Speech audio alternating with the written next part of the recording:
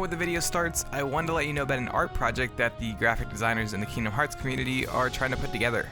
Kim Chu and Edo Ninja are heading up this project in the aims of uniting all the visual artists within the Kingdom Hearts community. Over the year 2020, they are wanting to have artists, graphic designers, 3D modelers, and video editors collaborate on one giant canvas, as well as a special video. Signups for artists and 3D modelers opened up on January 1st, so if you are interested, be sure to join their Discord server. There's a link down below.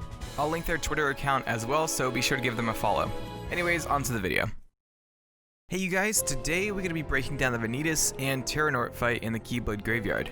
Like the previous videos on these bosses, I will cover everything from puzzles beforehand to combat as well as the cutscenes for these bosses. I won't waste your time, so let's get right into the breakdown. The puzzle right before the fight is similar to the puzzle before the Dark Riku and Xigbar fight. Pillars fly towards you and you have to dodge them.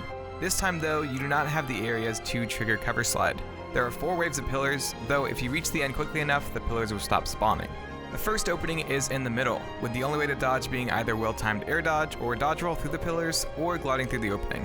The second opening has some space between the 3 sets of pillars. The third opening is in the left side of the corridor, and the last opening is a tight opening in the center. Like the previous puzzle, these pillars have symbols on them representing the weapons of the organization members, though in this puzzle, each wave of pillars has different symbols on them, rather than the same 4 we saw previously.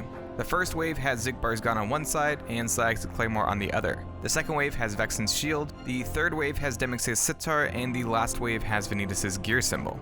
Previously, I theorized that the Nobody sigil we saw in the puzzle before Dark Riku and Xigbar was Demyx's sitar, but now that we see them side by side, it confirms that this was, in fact, just the Nobody sigil. It's odd that all of the weapons are here since I assumed the ruins were hinting at the previous Keyblade War in the Age of Fairy Tales. Were these created by Xehanort, or has all of this been etched here by fate? Before the battle, we can see a short battle loop between the 4 characters. Aqua and Terranort dash towards each other before Aqua hits him into the air. Vanitas evades a couple of attacks from Ven as Terranort attacks Aqua. It looks like Aqua uses a combat finisher to get out of the attack as Ven gets hit back by Vanitas' slash. Aqua dashes towards Terranort and Ven tries again to hit Vanitas, who jumps into the air and looks like he's about to cast magic before Ven jumps after him and gets a hit off. During this, Aqua and Terranort exchange blows before Terranort pushes her off screen. She cartwheels back in and does a powerful hit, sending him off flying. Vanitas jumps towards Ven and sends him flying before he chases after him. It then loops after this. The cutscene before the battle shows Aqua and Ventus trading blows with the enemy before being knocked back. Sora joins them and the battle begins. Like the previous videos, I will break both of the characters apart and look at each one individually. Let's look at Vanitas first. Vanitas has 5 attacks. 2 of these will only happen in his second phase. The main attack he will do is this 2-hit attack where he slices downward and then flips backwards in an upper slash. The second attack will shoot out a wave, so be sure to dodge or move out of the way if you are evading the attack. Sometimes Vanitas will dodge before attacking. From what I've seen, it seems like Vanitas will dodge more if you are close to him. If he has to run towards you, he usually will attack as soon as he gets to you instead of dodging. Still, there is a random chance for him to guard or just attack straight off the bat, so be sure to get the correct timing down. If you guard with the right timing, after he dodges, you will get another guard up right before he attacks. The next attack that Vanitas will use is a Rising Spiral attack where he shoots out fire. Vanitas dives into the ground and closes in on you. He then shoots up out of the ground shooting out fireballs. This whole attack can be guarded against. The last attack in Vanitas' first phase arsenal is an ice attack. Vanitas will teleport above you and slam down with his Keyblade. As soon as he hits the ground, ice shoots upwards. This black magic effect surrounds all of the magic cast from Vanitas. The ice attack will break your guard. In the second phase, Vanitas will usually follow this up with another attack, so the best option is to wrist dodge. The actual slam of this attack can be guarded, since you can see Sora have the attack option before his guard breaks. After dealing enough damage, Vanitas will move on to his second phase. He will still use all of these attacks, but will also use 2 more. The first attack is a Firaga attack that bursts into 5 smaller fires. This can be guarded, and you can actually guard the single fire attack to keep it from breaking apart. He will usually go straight into another attack after this. The last attack Vanitas has is his ultimate attack. This shows him jumping into the air to land on a wave of Keyblades. He will fly around a bit before sparks move across the wave of Keyblades. After this, he will have a burst of speed and shoot out 10 casts of Blizzard at you. This is faster than your guards, so either guard or dodge these. If you line it upright, you can guard the Blizzards back at Vanitas. Another spark goes across the wave before Vanitas flies at you. The wave now has red currents of electricity flowing through it. You can guard this attack, and as you guard, you can see that the entire wave of Keyblades has a hitbox during this. Vanitas will fly at you 3 times before he moves to the center of the arena. The Keyblades will now circle around him as he sends 10 waves towards you. Vanitas' Keyblade glows red on the end, and the dark magic effect circles the top of his Keyblade. Red and blue orbs can be seen around it as well. The Keyblades circling around Vanitas do have a hitbox, so be careful getting too close. As soon as the attack ends, Vanitas will appear above you and slam down with his ice attack. When Vanitas is hit by a combo finisher, he will flip backwards and land crouched with his free arm outstretched. Vanitas has 3 unique quotes when you die, restart the battle, and defeat him. Be one with darkness. Well, that's better. I was hoping to have company.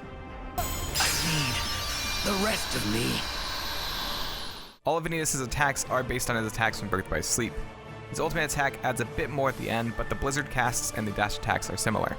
When Vanitas falls, we see his mask crack and shatter. He still has Sora's Kingdom Hearts 2 hairstyle. It's odd that Sora is surprised by how he looks since he saw him in the chapel in Dream Drop Distance. Anyways, Vanitas explains that of course they look the same since Sora replaced Vanitas with Ventus. I guess what he means by this is that while Vanitas was still forming, Sora filled in that gap in Ven's heart. Think of it as Sora's piece that reconstructed Ven was a mold for Vanitas, giving him the form of Sora. Vanitas refers to them as brothers, all of whom make up a greater whole. Sora asks why he stands with darkness, for which Vanitas responds that he is darkness and is the shadow that they cast. How much closer could he be? Ventus interrupts Sora, saying he never asked for this. He didn't want to be sifted apart, but rather wants to be free to choose whatever he wants. Vanitas responds that he did decide. What he is darkness. Ven accepts it, but Sora doesn't. Vanitas disappears though before the conversation can continue. Now let's move on to Terranort. Terranort has 6 attacks. Just like Vanitas, some of these attacks only trigger during his second phase.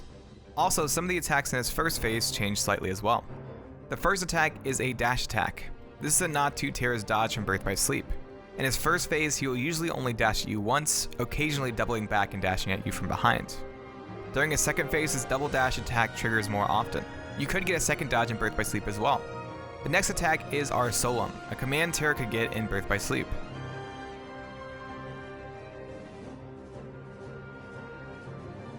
This involves a flurry of slashes, ending with a slam downwards that sends out a giant shockwave. The last hit before the shockwave attack will break Sora's guard, leaving him wide open for the last hit. Wrist dodge to get away from it. You can also counterattack to get through the guard break and guard the shockwave attack. If you evade the attack, Terranort will stop halfway through. The last attack he will use in his first phase is his Dark Volley Shotlock from Birth by Sleep. In his first phase, he will only shoot out 6 shots that home in on you. All of this can be blocked. In the second phase, he will follow this up with the higher level version of Dark Volley, spinning around as he shoots out a barrage of shots. In his second phase, Terranort will call forth his shadow to attack you. Terranort will rise into the air and cross his arms while the shadow attacks. The first attack is a 3-hit combo with the shadow punching downwards before the shadow does a double uppercut. A pool of darkness appears on the ground before the shadow shoots upwards to end the attack. This last hit is reminiscent of this attack from Kingdom Hearts 1 and Birth by Sleep. You can block all of these attacks. If the shadow misses the first attack, he will skip the second attack and go straight to his rising hit. The next attack has a very rare chance of triggering. This is an AoE kind of attack. The shadow rises above Terranort and glows with an aura before he charges up and slams down, causing dark spikes to shoot out of the ground. This can be guarded. This attack actually appears in one of the Remind trailers, though in the Data Battle version, the shadow moves to Sora's position rather than slamming down around Terranort. The last attack is Terranort's ultimate attack. This shows darkness pulling around him as darkness and what could maybe be light shoot up around him. The shadow appears below him in the pool and pops up behind him. The dark and light tendrils spin around the outside of the area and air pulls Sora to the middle. You can see the current spinning the pool of darkness on the ground. Lightning comes down and circles outwards around the area. During this attack, Terranort disappears and the shadow occasionally strikes at you with a 2-hit attack. He will attack 4 times and then charge up energy around both hands and strike the ground. Pillars of energy can be seen after the screen whites out. You can't block this, but you can dodge through it. Sometimes the shadow will only punch once on his 4th attack before charging up, so be on the lookout for the cue to dodge. While you can block the 2-hit combo from the shadow, be careful of the lightning around you since you may be pushed into it. After the ultimate attack, Terranort will appear to use our Solemn. Saxor wanted to point out that Terranort's ultimate attack is time-based, and you can actually go the entire fight without triggering the Guardian's attack. If you stay out of reach, the Guardian will just sit there until the ending attack. When Terranort is hit with a combo finisher, he will flip backwards and land crouched, catching himself with his free hand. Terranort has 3 unique quotes when you die, restart the battle, and defeat him. Accept the darkness. Is that all the light can muster? What? How? If you defeat Terranort before Vanitas, the first part of his dying cutscene will play. This shows him losing consciousness and falling to the ground. In this fight, you have 2 allies, Ventus and Aqua. Ventus uses a combo and a strike rate-esque attack in this fight. The combo is actually based on his combo from Birth by Sleep. He adds on Air Flare 1, which is one of his unique finish commands to the end of it. After this combo, he will usually use his Wind Raid command. You can actually see wind around Ven's hand during this attack. Ven's combat in the air is slightly different, with him using just the last part of the air flare command instead of the whole thing. Ventus can actually miss with his wind rate attack. If he does miss, the strike rate will go out and then come back to him. The detail is really impressive. At the end of his combo, you can see him flipping the Keyblade back to his normal position. Aqua uses the same combo that she does when you control her. She will also cast Cure, Thunder, and Blizzard during the fight. Saxor also pointed out that there's a low chance of her using Fire as well. The ending cutscene shows Aqua and Ven rushing to help Terra. It seems like the real Terra was conscious for a second, but Xehanort takes back control and sends out chains, capturing all of them in a second. These are the same kinds of chains Terra uses to trap Xehanort in both Birth by Sleep and 0.2. Xehanort tosses Aqua and Ven around, telling them they will never break these chains because they are their bonds. He raises them higher into the air, getting ready to let them drop to their deaths. Ven starts to cry, saying he kept his promise before he drops. Before they hit the ground, Terranort's shadow appears and catches both of them. Grabbing the chain in his hand, he crushes them. This frees Sora, Aqua, and Ven, and the shadow turns to face Terranort. Terranort starts to summon his Keyblade, saying that he had fallen to darkness. Before he can finish his sentence though, the shadow appears beside him and grabs him by the head, lifting him off the ground. The shadow tears off the bandages around his mouth and tries to speak. Struggling, he says, "One day I will set this right." He starts gaining strength and says it again. This is actually the same line he says at the very end of Birth by Sleep. The heart-shaped hole in the shadow begins to glow, and we see that this is indeed Terra. Sora summons his Keyblade, shooting at a golden ray of light. 3 rings of light appear around his Keyblade as well. This ray stuns Terranort, and the shadow leans back as his heart appears.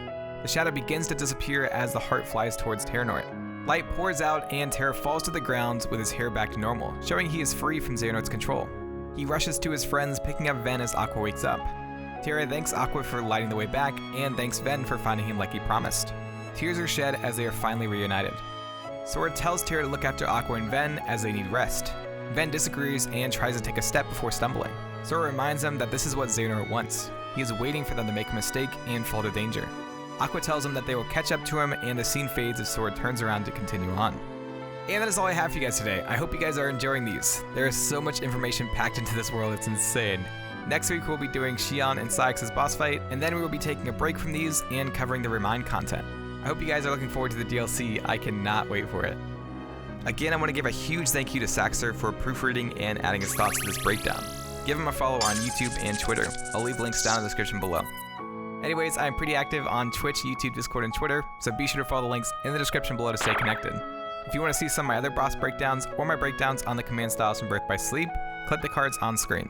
Subscribe or share this, and I'll see you in the next video.